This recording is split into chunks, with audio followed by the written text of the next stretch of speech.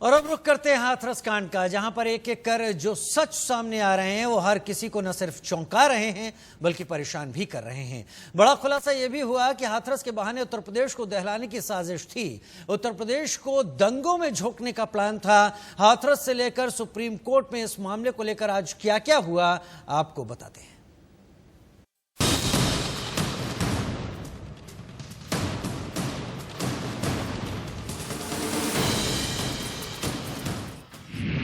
हाथरस बहाना, सीएम योगी थे असल निशाना।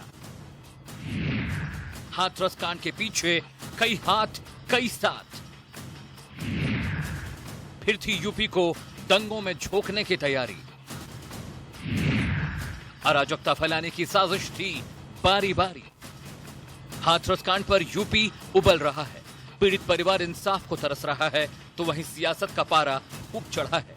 सत्ता पक्ष हो या विपक्ष, हर कोई अपने अपने तरीके से बचाव कर रहा है।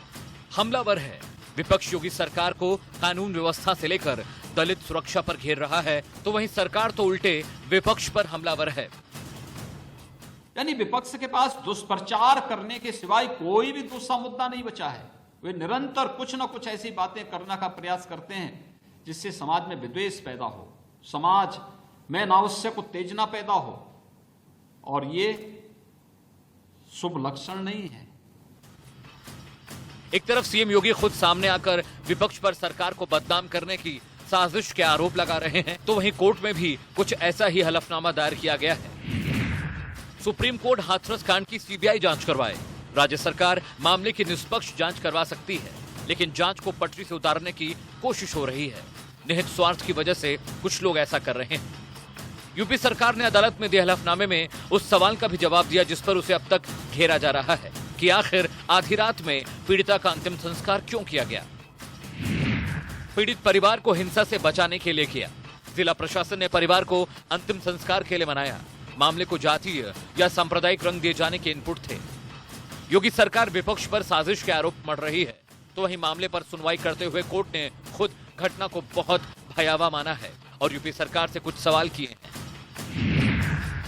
सुनवाई के दौरान शीर्ष अदालत ने यूपी सरकार से गवाहों और परिवार की सुरक्षा पर हलफनामा देने को कहा। पीड़ित परिवार के पास अदालती मदद के लिए वकील है या नहीं, इस पर सवाल पूछा और इलाहाबाद हाई कोर्ट में केस के स्टेटस के बारे में हलफनामा देने का निर्देश दिया। हाथरस मामले पर एक तरफ अदालती लड़ाई चल रही है तो वहीं पॉलिटिक्स भी जमकर जारी है। राहुल ने राज्य से लेकर केंद्र सरकार तक को लपेटे में लिया है। बच्ची का रेप होता है, मर्डर होता है, पूरा एडमिनिस्ट्रेशन परिवार पर आक्रमण करता है और देश के प्रधानमंत्री एक शब्द नहीं कहते। इंटरेस्टिंग बात है। मतलब हाथरस पर कोई हाथ सेक रहा है। हर कोई गोटी सेटिंग में लगा है क्योंकि सियासत इसी का नाम है। इंसाफ क्या होता है, एक परिवार का दर्द क्या होता है, किसी को उससे क्या फर्क।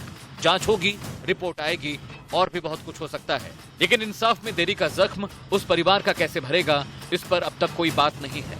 ऐसा क्यों है, सवाल यही है। हाथरस से ब्यूरो रिपोर्ट के साथ इंडिया न्यूज। हाथरस में तमाम जांच के ऊपर इस वक्त एजेंसीज केंद्रित हैं और कोशिश कर रही हैं कि इसका सच सामने लाएं और साथ ही इसके पीछे जो खेल खेला जा रहा था उसको भी सामने रखने की कोशिश करें। विजय मिश्रा लखनऊ से ज्यादा जानकारी के साथ हमारे साथ इस वक्त जुड़ गए हैं। विजय मिश्रा, एक ऐसे वक्त में जब मुख्यमंत्री उत्तर प्रदेश ये कहते हैं कि इस घटना के बहाने उत्तर प्रदेश को पूरी तरह से जातीय दंगे में झोंकने की साजिश थी, हाथरस पार्ट 2 की भी एक घटना सामने आ जाती है। फिलहाल क्या कुछ पता चल रहा है हाथरस कांड और उससे जुड़ी हुई जांच को लेकर इस वक्त लखनऊ में?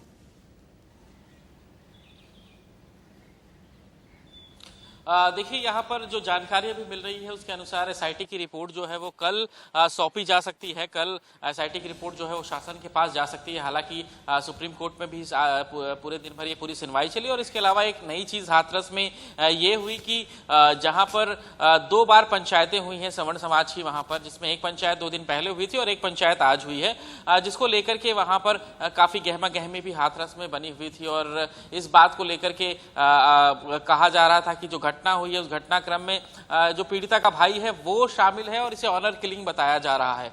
तो ये पूरा आज पूरे दिन भर का पूरा घटनाक्रम रहा है हाथरस को लेकर के। हालांकि इस पूरे मामले को लेकर के भी पुलिस की तरफ से या सरकार की तरफ से कोई भी बयान नहीं आया, लेकिन जो आज की पंचायत रही हाथरस में वो काफी ज्यादा पूरे दिन भर में हलचल लेती रही, क्योंकि कहीं ना कहीं इस पूरे मामले को लेकर के कहा जा रहा है कि जो संदीप का नाम आ रहा है, संदीप जो जिसे आरोपी के रूप में गिरफ्तार किया गया है, क्योंकि संदीप इसके भाई का भी नाम है पीड़िता के।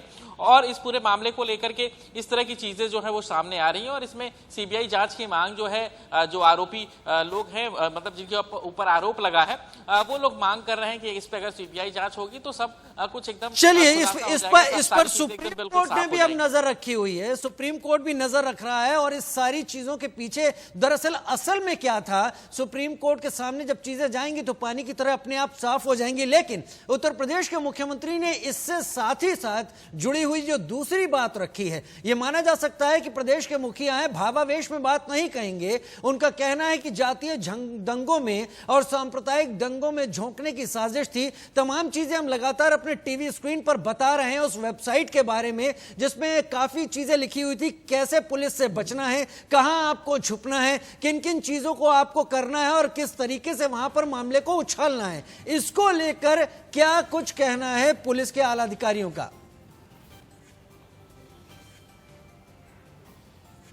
देखिए, क्योंकि पूरा मामला जो है वो उच्च जांच एजेंसियों के माध्यम से ही कराया जा रहा है। जिस तरह की चीज़ें अभी सरकार की तरफ से कही जा रही हैं, पीएफआई संगठन का भी नाम इसमें आया है, 4 लोग इसमें गिरफ्तार भी हुए हैं जिसके बारे में उनके नाम और उनके रहने के स्थान की सूचना जो है वो अभी सरकार की तरफ से दी गई है। लेकिन अभी तक सरकार की तरफ से इस पूरे मामले को लेकर के खुलासा नहीं हो सका है कि जो पैसे 100 करोड़ के जो पूरी फंडिंग है वो कहाँ कहाँ किस किस खाते में आई है, किस किस खाते में आई है, कौन कौन लोग उसके लिए जुड़े हुए हैं। लेकिन विजय, आप हमारे साथ बने रहें। एक बड़ी खबर इस वक्त आ रही है हाथरस कांड से जुड़ी हुई। इंडिया न्यूज की एक्सक्लूसिव खबर है, पीड़िता के भाई और आरोपी के बीच बात की एक सीडीआर सामने आई है। अक्टूबर 2019 और मार्च 2020 के बीच करीब 100 बार बात हुई है। एसआईटी रिपोर्ट सीडीआर को ध्यान में रख के भी तैयार की जा रही है। एसआईटी रिपोर्ट के आधार तक इंडिया न्यूज भी इसकी पड़ताल, इसकी तह तक पहुंचा है। एसआईटी रिपोर्ट के आधार पर ऐश्वर्या जैन हमारे साथ जुड़ रहे हैं, इस वक्त हाथरस से लगातार कवर कर रहे हैं उस पूरी घटनाक्रम को। ऐश्वर्या, अगर ये चीज है तो इसको लेकर एसआईटी की फिर जांच कहां आगे बढ़ेगी और जो तमाम कहानियां वहां पर हाथरस में चल रही हैं इस पूरे घटनाक्रम को लेकर, क्या कुछ पता चल पा रहा है और क्या क्या आपको पता चला है?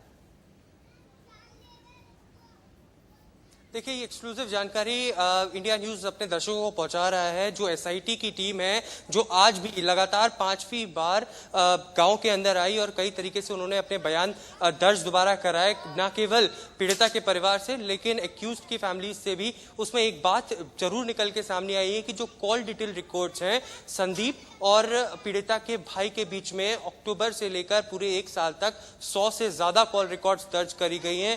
इसके मायने क्या होते हैं ये जांच एजेंसियों को तय करना है कि अगर इतनी बातें होती थी तो कहीं दुश्मनी कहाँ, या तो दुश्मनी थी या फिर दुश्मनी नहीं थी। ये सारी बातें कॉल डिटेल रिकॉर्ड से निकल के आती है। लेकिन जरूर इस सब से एक तरीके का सवाल जरूर पैदा होता है कि क्या दोनों परिवारों के बीच में या दोनों परिवारों में आपस में बैर तो नहीं था, या फिर क्या वजह थी कि इतनी सारी कॉल डिटेल्स निकली हैं। 100 से ज्यादा कॉल डिटेल्स की रिकॉर्डिंग दर्ज करी गई है जिसमें पीड़िता के परिवार ने भी साफ तौर पर कहा है। अब एक्यूज्ड की फैमिली जो है वो लगातार ये कह रही है कि हम सीबीआई जांच के लिए तैयार हैं, हम नार्को टेस्ट के लिए तैयार हैं और हमें सच्चाई जाननी है। उनका कहना है कि इस तरीके की बातें जो भी अभी तक रखी गई हैं वो कहीं ना कहीं गलत नहीं है। एसआईटी और सीबीआई अपनी जांच कर रही है। इन्वेस्टिगेशन के तौर पर हमने भी कई तरीके से बात करने की कोशिश करी। हमने लवकुश जो एक आरोपी है उसकी मां से भी बात करी, रामू उसके भाई से और उसके माता से भी बात करी और खुद पीड़िता के परिवार में भी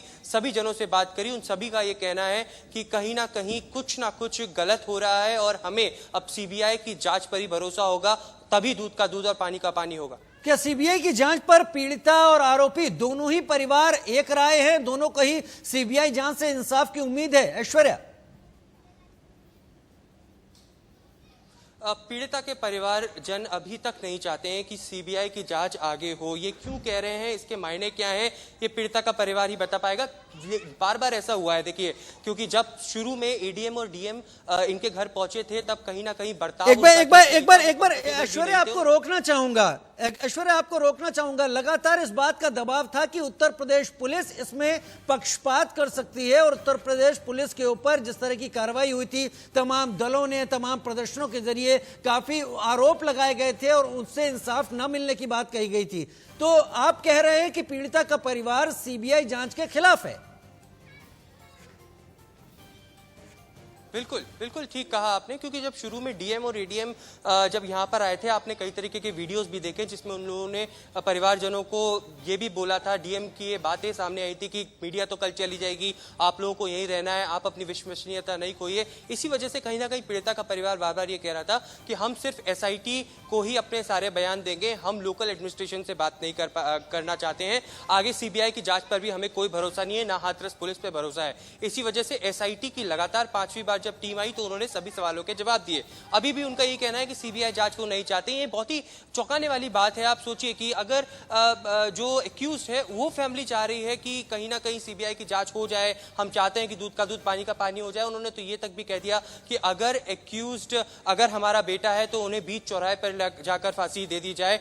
एक बेटी की मौत हुई है, अगर वो जिम्मेदार है तो उनको दे दी जाए, लेकिन कहीं ना कहीं जांच पूरी होनी चाहिए। यही कुछ कहना है पीड़िता के परिवार का। इस पर हम बात करेंगे। विजय मिश्रा भी हमारे साथ जुड़े हुए हैं लखनऊ से और ऐश्वर्या जैन हमारे साथ हाथरस से जुड़े हुए हैं। आप दोनों बने रहिए, इस एंगल पर हम आगे भी बात करेंगे, लेकिन इस वक्त